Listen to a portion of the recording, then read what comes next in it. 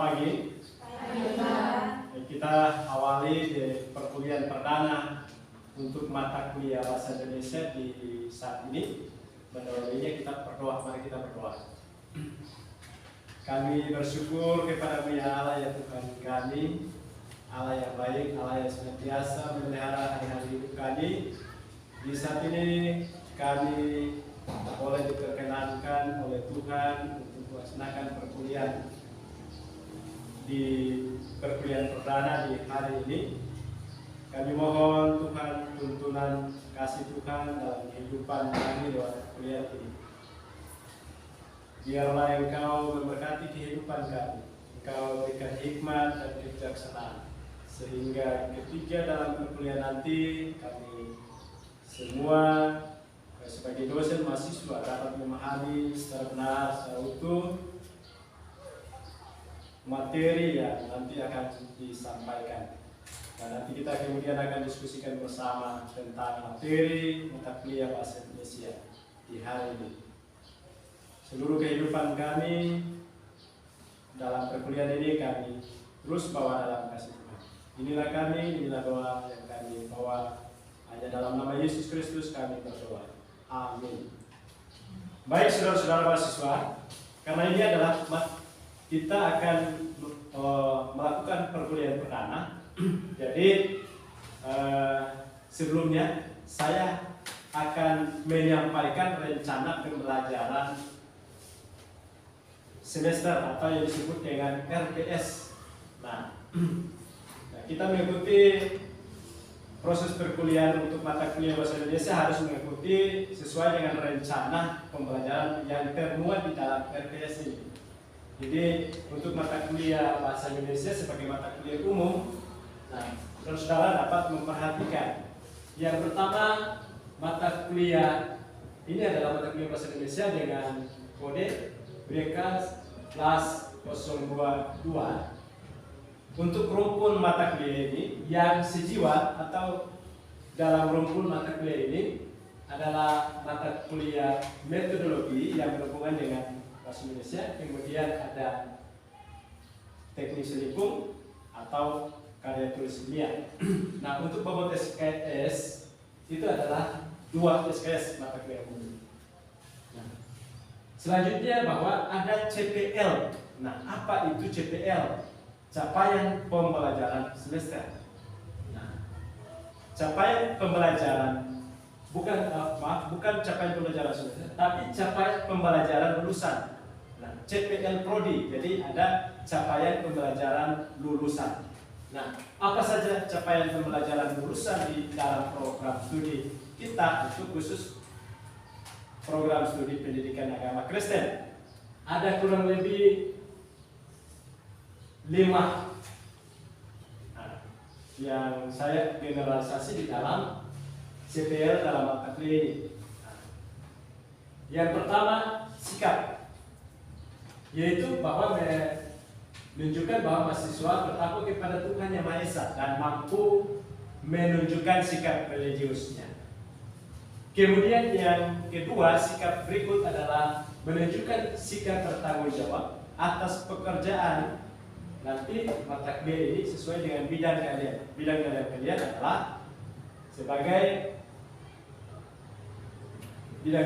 adalah pendidikan guru agama Kristen. Nah, lalu kemudian nanti menguasai konsep tentang mata kuliah bahasa Indonesia.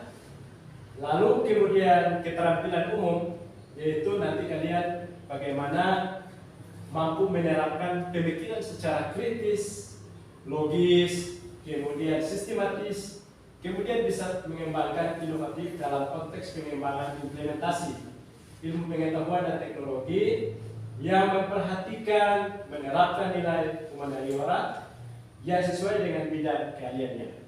Jadi sesuai dengan bidang inilah CPL untuk capaian pembelajaran lulusan program studi pendidikan Kristen. Yang terakhir berikut ada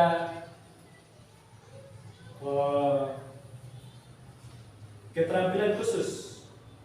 Nah, ada keterampilan khusus di dalam pembelajaran lulusan program studi pendidikan gamma crescent ini adalah mampu memahami secara utuh untuk mata kuliah bahasa Indonesia sesuai dengan bidang keahlian, gitu ya. Lalu kemudian ada capaian pembelajaran yang diturunkan dari CPL atau CPL Prodi. Nah, CPL Prodi tadi capaian pembelajaran lulusan harus kita turunkan kembali di dalam capaian pembelajaran mata kuliah atau yang disebut dengan CPMK. Nah,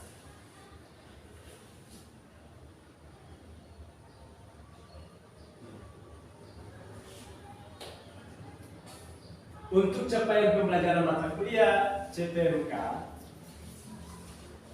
yang pertama, mahasiswa mampu menjelaskan sifat-sifat bahasa dan kedudukan bahasa Indonesia.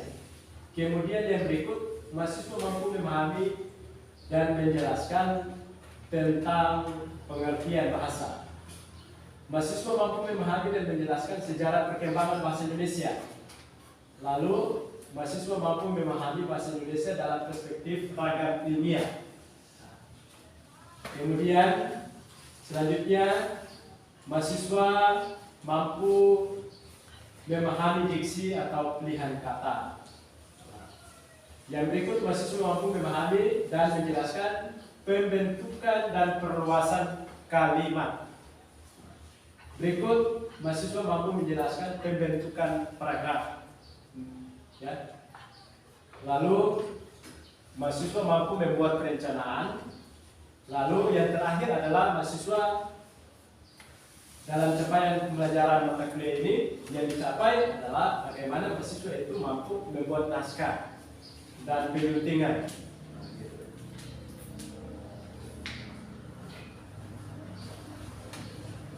Selanjutnya untuk bahan kajian.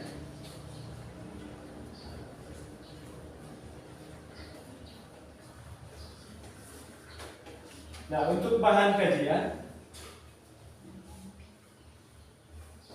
atau materi pembelajaran atau perkuliahan kita, yang pertama kita melihat tentang sifat-sifat bahasa dan kedudukan bahasa Indonesia. Yang kedua adalah sejarah perkembangannya bahasa Indonesia, kemudian bahasa Indonesia dalam perspektif ragam ilmiah, dan selanjutnya ada ejaan bahasa Indonesia, komutasi, kemudian diksi atau pilihan kata, kalimat yang efektif, kemudian alinea atau kesatuan dan kepaduan dalam paragraf, dan berikut tema keterangan dan kerangka keterangan, kemudian pengumpulan data dan kutipan, bagaimana membuat pengumpulan data dan kutipan, serta bagaimana membuat kutipan dan catatan kaki, bibliografi, kemudian konversi naskah dan penyuntingan.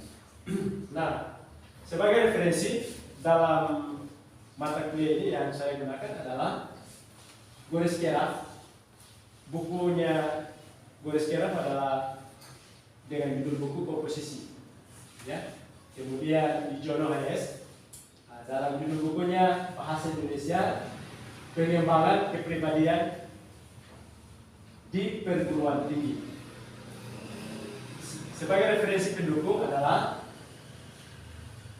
Sukirman Nurjan. Dalam buku yaitu Bahasa Indonesia untuk Perguruan Tinggi. Itu sebagai referensi kita dalam mata kuliah ini. Nanti kalau misalkan ada yang menggunakan referensi lain, boleh yang berkaitan dengan mata kuliah bahasa Indonesia. Nah, ini ada selanjutnya diturunkan dalam mata kuliah. Mata kuliah ini tidak memiliki syarat mata kuliah. Nah, ada bagian sub-sub CPMK yang diharapkan sesuai dengan CPMK di atas. Nah, kemudian ada sub CPMK-nya, indikator, kriteria penilaian dan bobot penilaian di setiap pertemuan atau tatap muka sesuai dengan materi. Baik, mungkin sebelum masuk di dalam materi lebih lanjut, ada pertanyaan dari saudara-saudara terkait dengan rencana pembelajaran semester. Ada yang belum memahami atau mungkin ada yang menyampaikan apa? Silakan. Kalau tidak ada, kita lanjut pada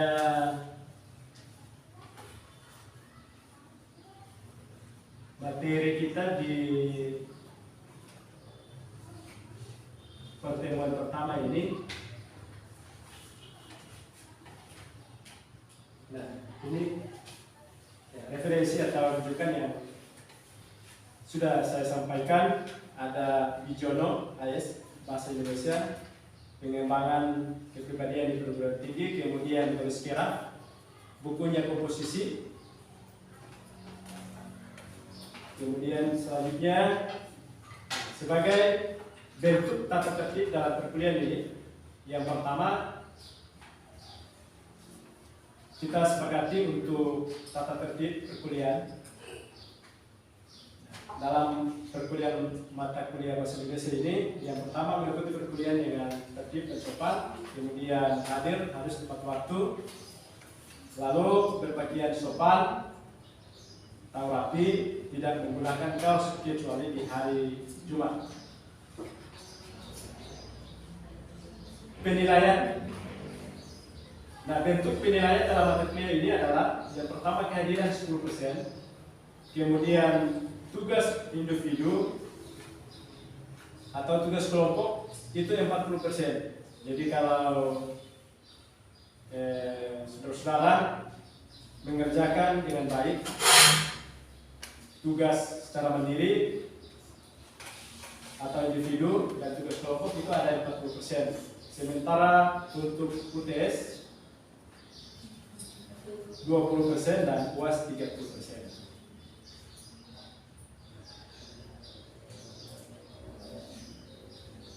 Baik, selanjutnya untuk CPM capaian pembelajaran mata kuliah. Jadi capaian pembelajaran mata kuliah, mahasiswa mampu memahami dan menjelaskan sifat-sifat bahasa dan kedudukan bahasa. Nah, ini adalah sub CPMK yang sudah dijelaskan di dalam LTS, bahwa mahasiswa mampu memiliki ketepatan untuk menjelaskan pengertian bahasa. Lalu kemudian mahasiswa memiliki ketepatan menjelaskan bahasa yang bersifat sistematik, konvensional, arbitrary, kemudian unik dan universal. Kemudian mahasiswa dapat memiliki ketepatan menjelaskan fungsi bahasa secara umum. Mahasiswa memiliki ketepatan menjelaskan kedudukan bahasa sebagai bahasa nasional tersebut, fungsinya. Nah, oke, selanjutnya mungkin kalian dari segi pengalaman kalian dalam kehidupan hari-hari, kalian sering berkomunikasi ya. Tentu dalam berkomunikasi itu Anda menggunakan apa namanya? Bahasa ya. Kalau gitu apa yang menjadi pemahaman atau pengetahuan saudara tentang apa itu bahasa? Silakan kalau ada yang bisa memberikan penjelasan sehubungan dengan apa itu hakikat bahasa. Silakan. Karena kita seringkali dan selalu tidak terlepas yang namanya dalam kehidupan interaksi kita selalu menggunakan bahasa, tetapi sesungguhnya kita belum memahami secara utuh apa itu bahasa. Coba ada yang bisa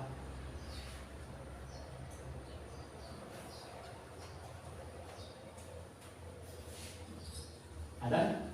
Apa itu bahasa?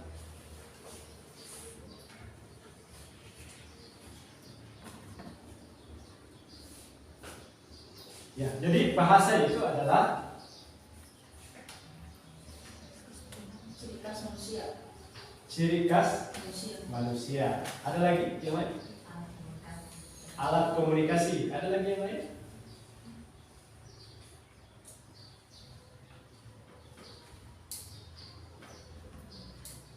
Ada lagi?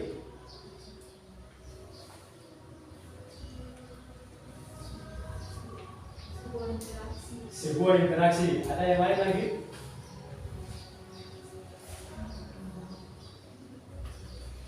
Oke, baik.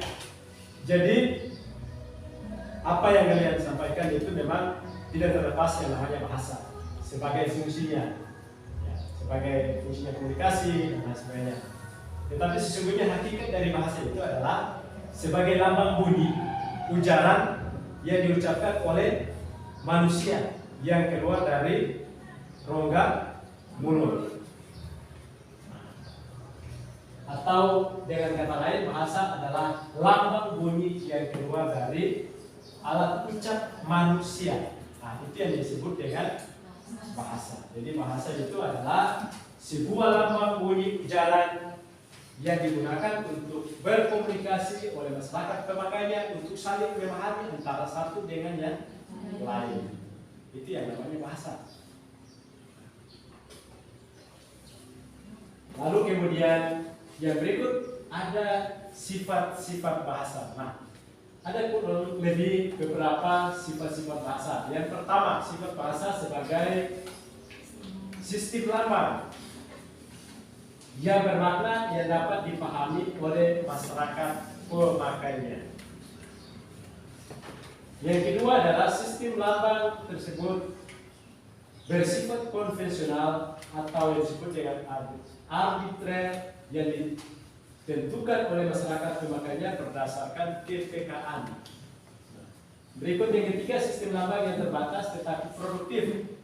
Artinya dengan sistem yang sederhana berdasarkan jumlah kata, frasa, klausa, kalimat, paragraf, dan wacana yang tidak terbatas. Berikut sistem lambang bersifat unik, khas, dan tidak sama dengan lambang lainnya. Yang selanjutnya, sistem lambang dibangun berdasarkan kaidah yang bersifat universal. Nah, yang pertama, sistem lambang yang bermakna yang dapat dipahami sebagai masyarakat pemakainya. Jadi, bahasa itu merupakan sebuah sistem lambang yang dapat digunakan oleh masyarakat penutur yang dapat saling memahami antara satu dengan yang lain. Berikut sistem lambang yang bersifat konvensional atau arbitrer yang ditentukan oleh masyarakat pemakainya. Jadi misalnya begini, kalau kita di negara Indonesia, misalnya anjing yang disebut dengan konvensional arbitrer itu biasanya kalau kita di Indonesia, negara Indonesia menggunakan bahasa Indonesia, anjing ya, kita tahu kan anjing binatang yang berkaki empat. Tetapi di negara lain, misalnya Amerika, itu karena arbiter itu adalah mana suka ya. Jadi tergantung mereka. Mana suka, yang penting saling memahami oleh masyarakat. Kalau kita di sini anjing, tapi kalau di Amerika Serikat mereka bilang anjing adalah dog. Jadi begitu. Itu yang membedakan. Jadi konvensional apa arbiter yang ditentukan tergantung pada masyarakat pemakainya. Dog. Kan sudah berbeda, anjing dan dog itu sangat berbeda, kan? Lalu kemudian yang berikut, sistem lambang yang terbatas tetapi produktif. Mengapa? Bahasa itu adalah sistem lambang yang sangat terbatas tetapi dia produktif. Kalau kita bahasa Indonesia sesuai dengan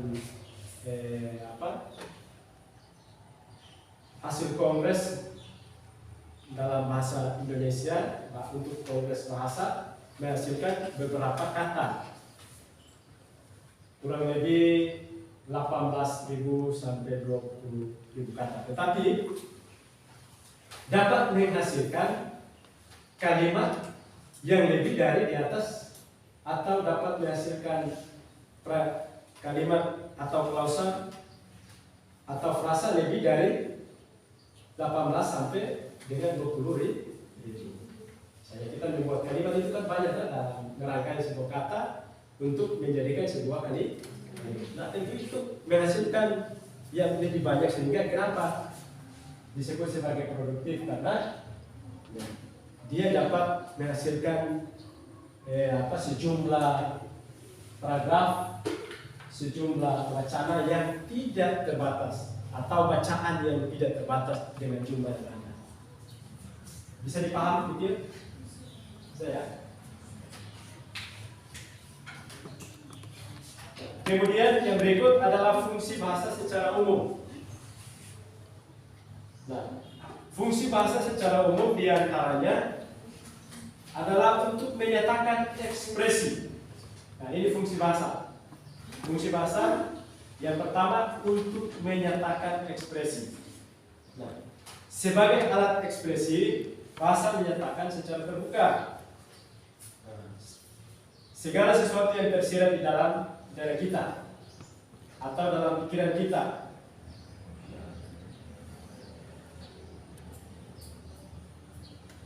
Untuk melakukan atau memaklumkan keberadaan kita yang sesungguhnya. Nah, unsur-unsur itu mendorong ekspresi diri kita. Nah, gitu. Jadi kita menyatakan ekspresi melalui suatu bahasa. Yang pertama adalah unsur yang mendorong ekspresi kita supaya orang lain bisa dapat menarik perhatian orang lain. Misalnya dapat menarik perhatian orang lain. Gitu. Jadi dalam kehidupan masyarakat, misalnya supaya dapat orang lain bisa tertarik dan tentang kehidupan kita, keberadaan kita, maka semuanya itu harus digambarkan lewat bahasa. Ketika kalau kita menggunakan bahasa yang baik, sopan, tentunya orang lain pasti akan menyukai atau senang dengan keberadaan kehidupan kita. Tetapi kalau kita menggunakan bahasa yang kasar terhadap lawan bicara kita atau orang-orang di sekitar kita, maka akan tentunya orang lain itu pasti tidak akan merasa senang dengan kita. Jadi tergantung bagaimana kemampuan kalian untuk berekspresi di tengah-tengah masyarakat, lingkungan kampus. Jadi kalian kalau dapat mengekspresi dengan bahasa yang baik, sopan, santun, tentu saja teman-teman kalian akan senang dengan kalian. Lalu berikut ekspresi yang berikut menyatakan ekspresi rasa keinginan untuk membebaskan diri dari sebuah tekanan emosi. Siapa yang bisa menjelaskan ini? Atau siapa dapat memahami kalimat bahwa ekspresi diri diantaranya adalah keinginan untuk membebaskan diri kita untuk menyatakan sebuah tekanan emosi.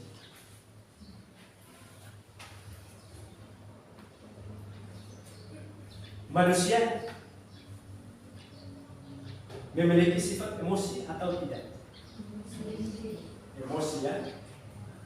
Emosi bukan berarti hanya menggambarkan marah, tapi emosi rasa ingin tahu, ingin memiliki, dan lain sebagainya.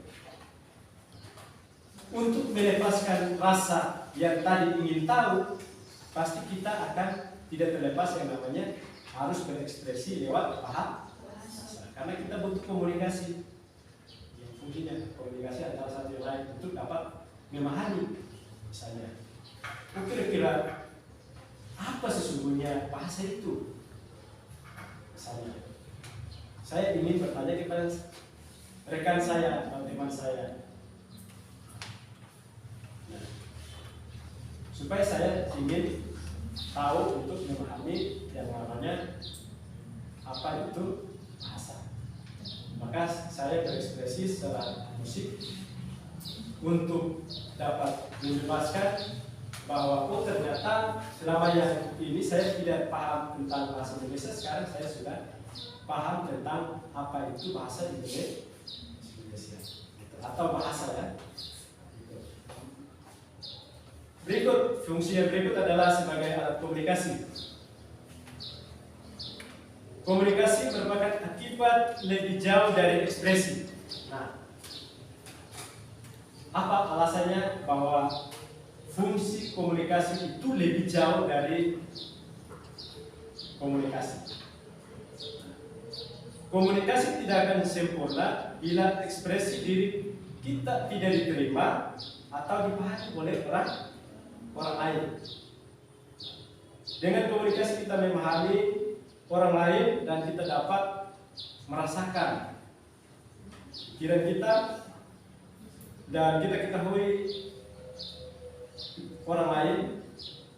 Sebagai alat komunikasi, tentunya bahasa merupakan saluran perumusan maksud untuk kita dapat bekerja sama sesama warga.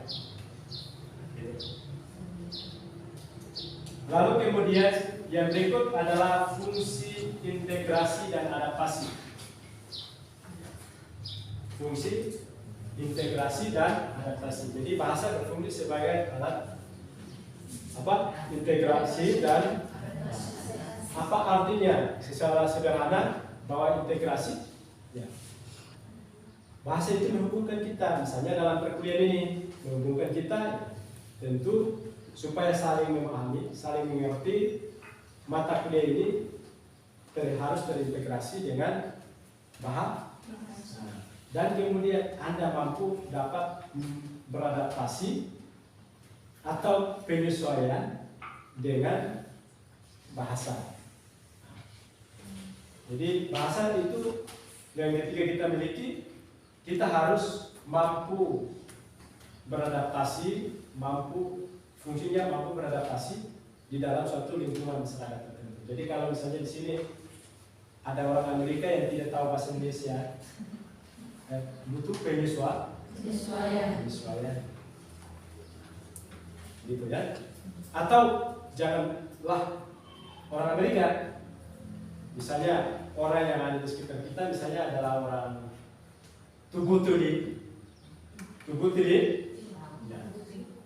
Mereka kan sangat tidak memahami tentang bahasa Indonesia, karena kalau di lembaga-lembaga pendidikan ini harus menggunakan bahasa standar, bukan lagi menggunakan bahasa ibu. Kecuali dalam kehidupan sehari-hari kita menggunakan bahasa ibu. Tetapi kalau di dalam lingkungan pendidikan, karena kita berlatar belakang yang berbeda-beda suku dan lain sebagainya, bahasa dan lain sebagainya, sehingga untuk menetapkan standar di dalam dunia pendidikan dalam pertemuan-pertemuan seperti perkuliahan ini harus menggunakan bahasa yang standar untuk saling memahami dan saling mengerti antara satu dengan yang lain.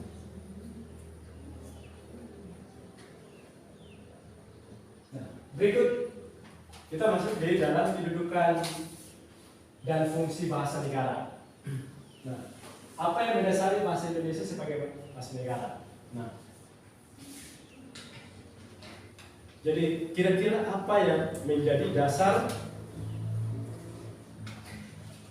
bahasa Indonesia secara kedudukannya disebut sebagai bahasa negara? Nah, ini adalah satu pengakuan. Jadi terdapat di dalam Undang-Undang Dasar tahun berapa itu? Ya, 1945 bab 15 pasal 36. Ya, di dalam Undang-Undang Dasar kita yang bunyinya bahwa bahasa negara adalah bahasa Indonesia.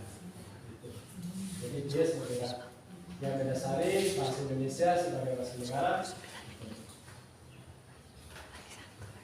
Lalu kemudian fungsi bahasa negara sebagai bahasa resmi kenegaraan. Sebagai bahasa resmi kenegaraan ini, misalnya yang terbuat di dalam undang-undang kita, Undang-Undang Negara Republik Indonesia, kemudian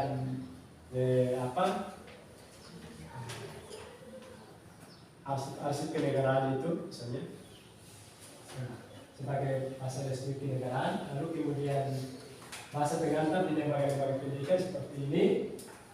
Kemudian alat penghubung antara tingkat nasional untuk menjalankan roda pemerintahan dari tingkat daerah sampai tingkat nasional dari aspek pembangunan.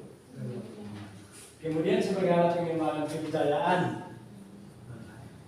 dan pemanfaatan ilmu pengetahuan seni serta teknologi modern pada saat ini. Nah, ini adalah fungsi bahasa negara.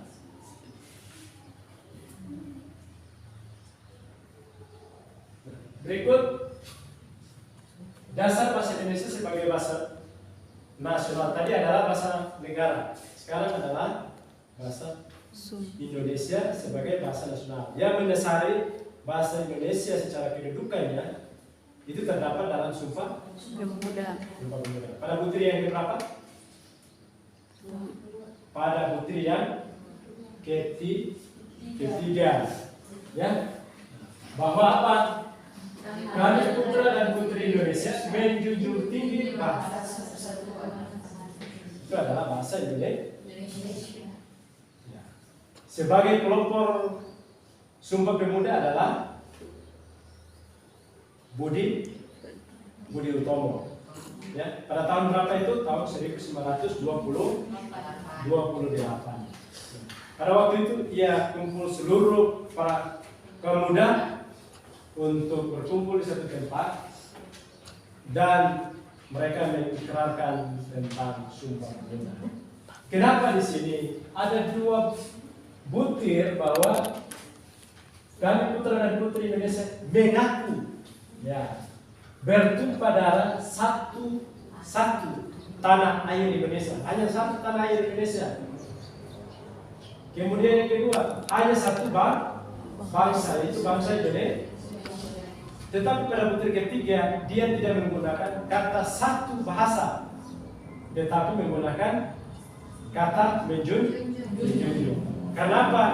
Kita dalam bangsa Indonesia beragam suku, budaya, kemudian bermacam-macam bahasa. Jadi itulah suatu penghargaan kepada kita sekalian, bahwa kalau seandainya seperti kita mendirikan negara di atas negara di bangsa Indonesia ini kan tidak boleh.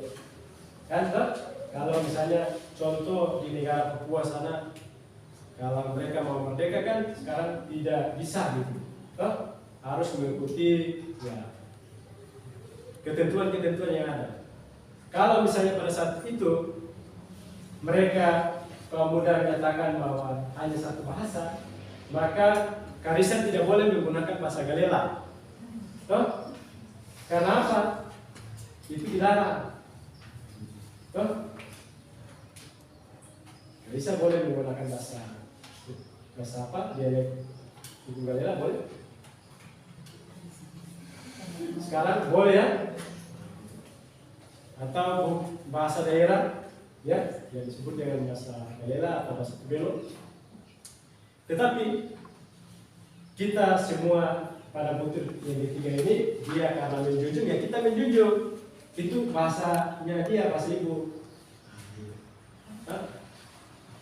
Jadi kenapa mereka menggunakan kata menjunjung? Karena tadi dasarnya beragam-ragam bahasa yang ada di bangsa Indonesia. Berikut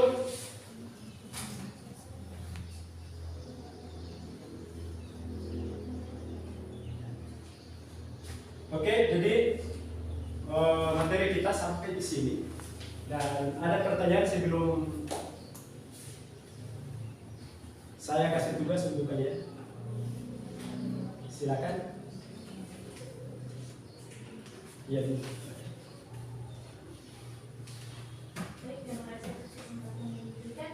Langsung saja pertanyaan saya, mohon dijelaskan kembali tentang apa yang dimaksud dengan hakikat bahasa. Oke. Ada yang lain? Ya, sebelum Pak menjelaskan tentang apa itu hakikat bahasa, apa yang saudara pahami tentang hakikat bahasa?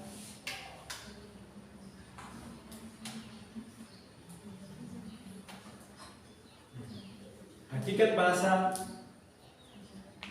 adalah sebuah lambang bunyi ujaran, ya, yang fungsinya untuk dipakai dalam interaksi berkomunikasi, untuk saling memahami antara satu penutur kepada penutur yang lain.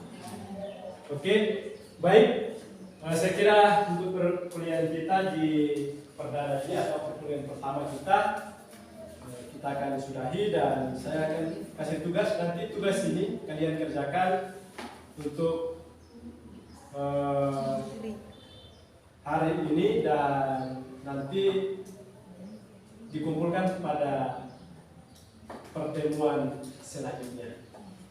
Nanti saya akan bagi materinya kepada teman-teman untuk dapat dikerjakan secara baik dalam tugas mandiri.